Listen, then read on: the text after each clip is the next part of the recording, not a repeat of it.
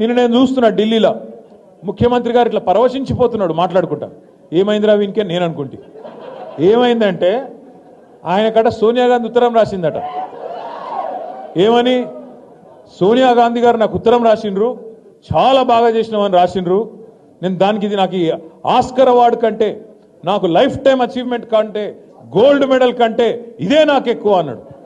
ఏం రాసిందిరా సోనియా గాంధీ ఈయనకని చెప్పి నేను పరిశాన్ అయినా. ఇంతకు ఏం రాసిందయా అని అందులో ఉంటే ఆ ఉత్తరం, ఈయనకేమో పాపం చదువు రాదు, చెప్పేటోడు ఎవడు లేడు పక్కకు. ఆ డిగ్రీ కూడా నాకు తెలిసి దొంగ డిగ్రీ తప్ప నిజాం డిగ్రీ అయితే కాదు.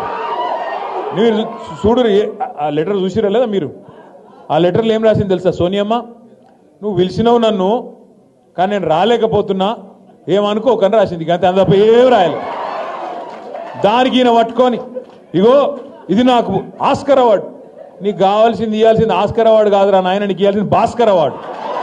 అదేదో సినిమాలు చెప్తారు చూడు, భాస్కర్ అవార్డు అని. ఈయన చేసిన మోసాలకు ఇవ్వాల్సింది భాస్కర్ అవార్డే తప్ప ఆస్కర్ అవార్డు అయితే కాదు. జర ఎవడో ఒకడు జర దయచేసి ఎవరో ఒకరు మీరు పోయి చదువు చెప్పురు కొద్దిగా ఆయనకు.